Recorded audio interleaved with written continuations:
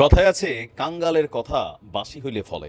আর যার কারণে ফেসবুক একের পর এক আমার সাথেও কাহিনী শুরু করছে, এক একটা পেজ নষ্ট করে দিচ্ছে।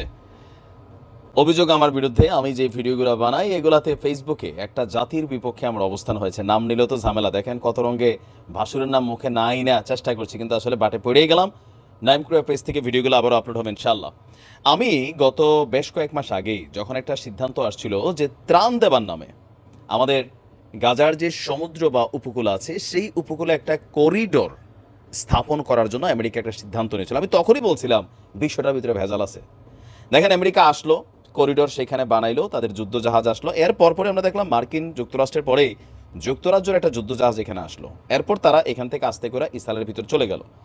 লম্বা একটা সময় এই বানাইনা করিডোর দিয়া না কোনো ত্রাণ না কোনো একটা পাখিও এদিক দিয়ে প্রবেশ করলো। এরপর আজকে হঠাৎ করে যে সিদ্ধান্ত আসছে, এই সিদ্ধান্তটার পরেই রহস্যটা জট খুলে গেছে। যদিও জটটা আমি বহুত আগেই খুলে দিছিলাম যে ত্রাণ বিতরণ এখানে মুখ্য উদ্দেশ্য নয়, এদের যুদ্ধ বা যে জাহাজগুলা বা এই করিডোরগুলোর মধ্যে এমন কোনো মেশিনারি সেট আপ ছিল যেগুলো আসলে বীরদের হাতে থাকা এই ইসরায়েলের নাগরিকরা কে কোথায় আছে, অথবা টানেলটা সামহাও এটা একটা এক্সট্রে করা, সামহাও এটার আরও তথ্য নেওয়াই ছিল সম্ভবত উদ্দেশ্য। কারণ ত্রাণ বিতরণ ছাড়াই আজকে আমেরিকা সিদ্ধান্ত নিছে গাজার উপকূলে স্থাপন করা ভাসমান যে বন্দরটি আছে এটাকে তারা সরিয়ে নেবে, আর সেজন্য তারা প্রস্তুতিও নিয়েছে।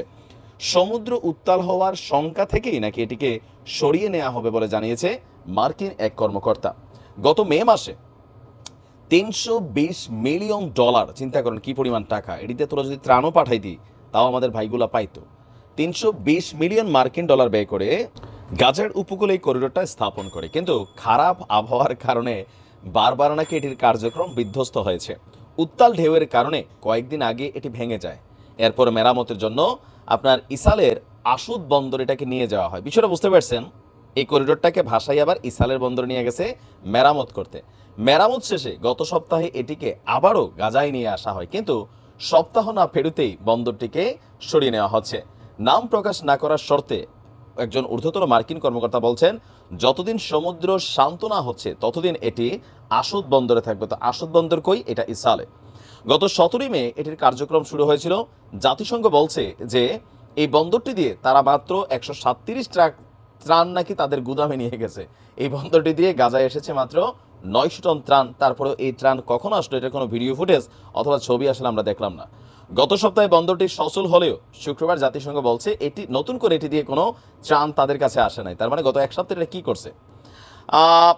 যুদ্ধ শুরু হওয়ার পর ত্রাণের ট্রাক নিয়ে যে ঝামেলাগুলো বা ত্রাণ ঢুকানো নিয়ে সেই ঝামেলাকে শর্ট আউট করার জন্যই মার্কিন যুক্তরাষ্ট্র এই করিডোর বানিয়েছিল। এখন যে বুঝে তার জন্য তো বুঝে, আর যে বোঝে না তারে বুঝাইলেও বোঝে না, বুঝলে বুঝ না বুঝলে তরমুজ। এই করিডোর দিয়ে কি করছে বুঝতে পারছেন তো? যেটা করার কিন্তু সেটা করে ফেলছে। যেটার জন্য এটা আনা হয়েছিল সেটা কিন্তু করা শেষ। এখন ভাষা তো আমি আর আগের মতন বলতে পারবো না, একটু সহনীয় ভাষায় বলতে হবে, বুঝা নিয়েন। কারণ গরিব মানুষ একটাই পেজ আছে, এটা দিয়ে এখন আপনাদের সামনে থাকতে হবে। তারপর এটার রিচও নষ্ট, ভাসুরদের নাম মুখে আনতে নেই।